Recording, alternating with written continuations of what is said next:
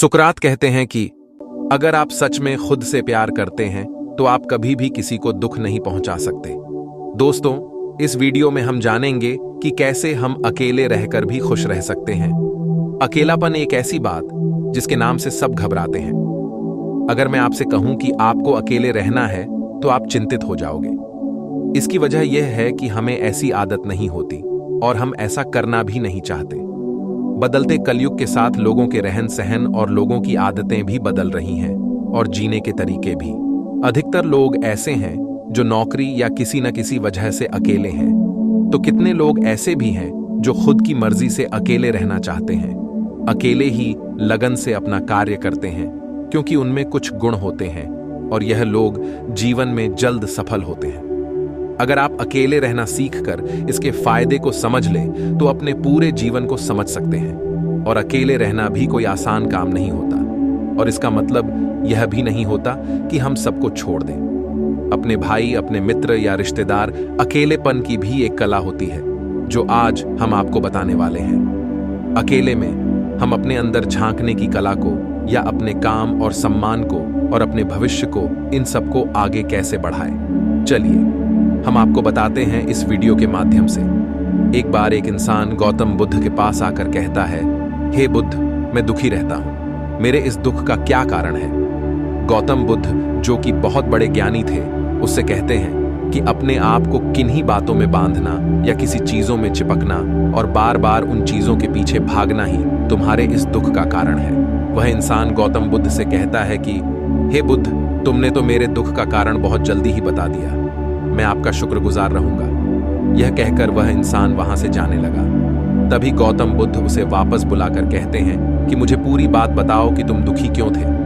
वह इंसान लंबी सांस लेता है और गौतम बुद्ध से कहता है, अब बुद्ध, मुझे अपने रिश्तेदार, परिवार और मेरे मित्र से मुझे दुख मिल रहा था, तो मैंने उन सबको छोड़ दिया और छोड़कर चला गया। कुछ दिन तो मैं खुश रहा, लेकिन फिर मुझे उन सब की याद आने लगी। मेरे मित्र, मेरे परिवार वाले और मेरे रिश्तेदार और मेरे शत्रु तक भी मुझे याद आने लगे।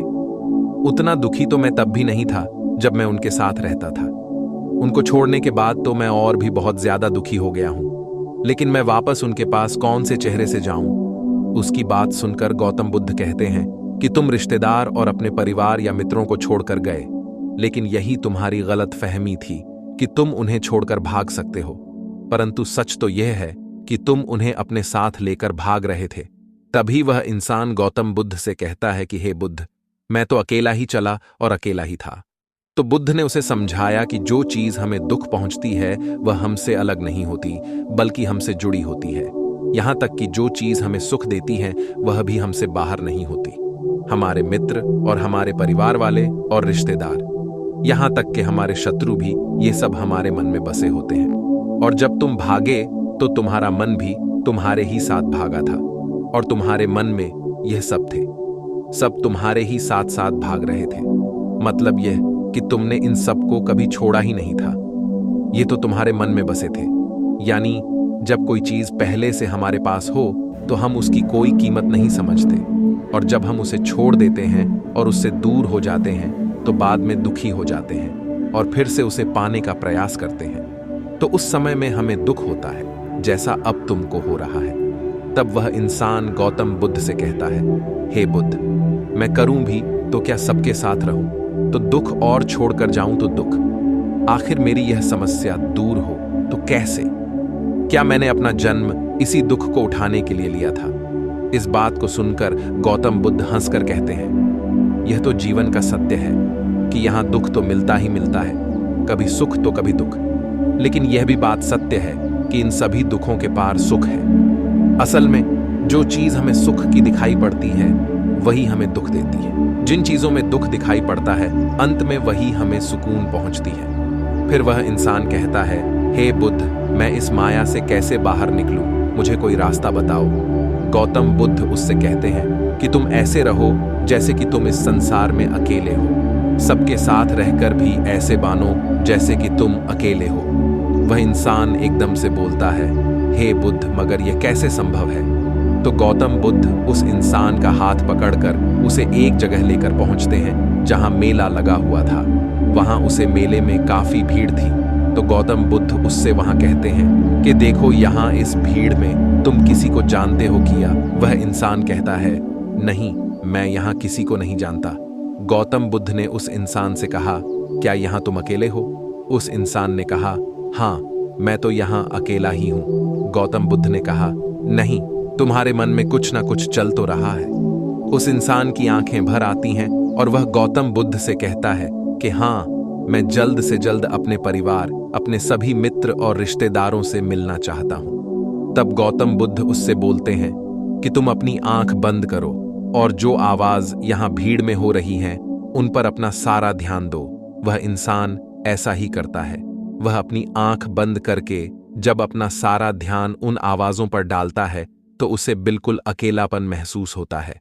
उसे महसूस होता है कि वह इतने सब लोगों में भी अकेला ही है, क्योंकि सारा ध्यान आवाजों पर होने की वजह से कोई भी आवाज, कैसी भी आवाज, कोई मायने नहीं रखती थी, क्योंकि वह सिर्फ आवाजें और साथ में वह इंसान था।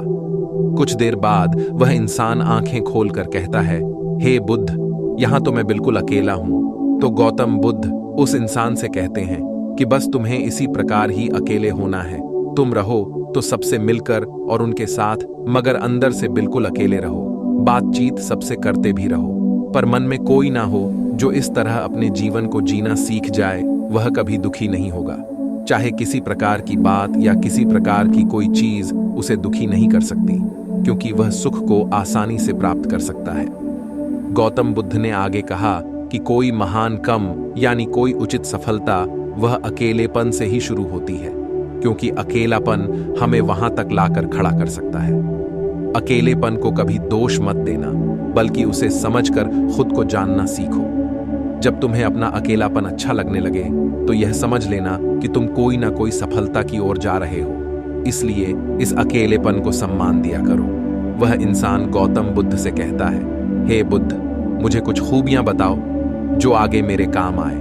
गौतम बुद्ध कहते हैं, ठीक है, मैं तुम्हें कुछ अकेले रहने वाले लोगों की खूबियों के बारे में बताता हूँ। गौतम बुद्ध बताना शुरू करते हैं कि एक खूबी यह कि अकेले रहने वाले लोग दूसरों से ज्यादा अपने आप में दिलचस्प होते हैं, क्योंकि अकेले रहकर ही वह अपने बारे में खूब सोचते हैं, अपने व्यवहार, अपनी आदतों के बारे में काफी जागरूक होते हैं। और एक खूबी यह भी है कि वह अपने आप को गहराई से समझते हैं, क्योंकि अधिकतर महान लोग या जो कभी गुजरे हैं वह सब में भी यही खूबियां पाई गई थी। जिन चीजों को हम पाना चाहते हैं वह तब तक ही हमें दुखी रखती है, और जब हम उन्हें पाल तो वह छोड़कर जाने की वजह बनाकर दुख देती है। गौतम बुद्ध उसे इंसान से कहते हैं, यानी यह मानो कि इंसानियत की राह और अच्छाई की मंजिल इसी प्रकार से शुरू और खत्म हो की जा सकती है।